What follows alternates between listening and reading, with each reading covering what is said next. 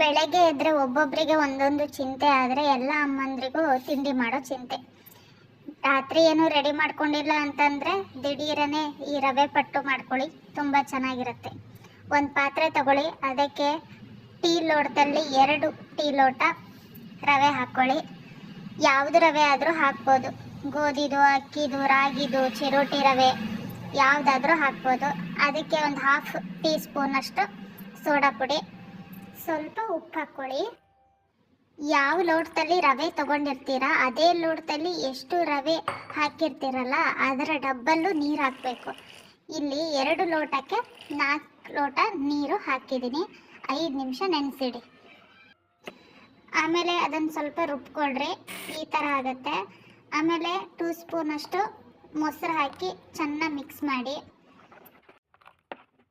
Stove ಮೇಲೆ ತಾವ ಇಟ್ಕೊಂಡು ಅದಕ್ಕೆ ಮೊದಲು ಏನು ಪಟ್ ಮಾಡ್ತಿರಲ್ಲ ಅದಕ್ಕೆ 2 ಸ್ಪೂನ್ ಎಣ್ಣೆ ಹಾಕಿ, ಆಮೇಲೆ ಏನು ಹಾಕೋದೇನು ಬೇಡ.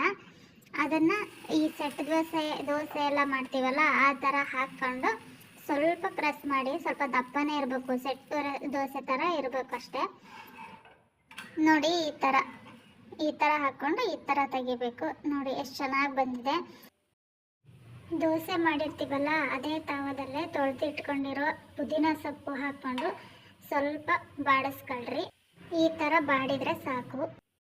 ಒಂದು ಮೆಣಸಿನ್ಕಾಯಿ ತಗೊಂಡು ಗ್ಯಾಸಲ್ಲಿ ಹಾಗೆ ಸ್ವಲ್ಪ ಸುಟ್ಕೊಳ್ರಿ. ಸ್ವಲ್ಪ ಕೊಬ್ಬರಿ, ಸ್ವಲ್ಪ ಶುಂಠಿ, ಸ್ವಲ್ಪ ಉಪ್ಪು, 4 ಬೆಳ್ಳುಳ್ಳಿ ಕಾಳು, ಸುಟ್ಟಿರೋ ಮೆಣಸಿನ್ಕಾಯಿ, ಕೊತ್ತಂಬರಿ ಸ್ವಲ್ಪ ಬಾಡಿಸ್ಕೊಂಡಿರೋ ಪುದೀನ ಸೊಪ್ಪು. ಒಂದು ಜಾರಿಗೆ ಇವಿಷ್ಟನ್ನು ಹಾಕಿ ಸ್ವಲ್ಪ ನೀರು ಹಾಕ್ಕೊಂಡು ರುಬ್ಕೊಳ್ರಿ. ನೋಡಿ, ಈ ಥರ ಆಗುತ್ತೆ. ಪಟ್ಟು ಜೊತೆ ಈ ಥರ ಚಟ್ನಿ ಚೆನ್ನಾಗಿರುತ್ತೆ. ಇದನ್ನು ಡಯಟ್ ಇದ್ದವರು ಕೂಡ ತಿನ್ಬೋದು, ಯಾಕೆಂದರೆ ಎಣ್ಣೆ ಯೂಸ್ ಮಾಡಲ್ಲ, ರವೆಯಲ್ಲಿ ಜಾಸ್ತಿ ಕೊಲೆಸ್ಟ್ರಾಲ್ ಕೂಡ ಇರಲ್ಲ.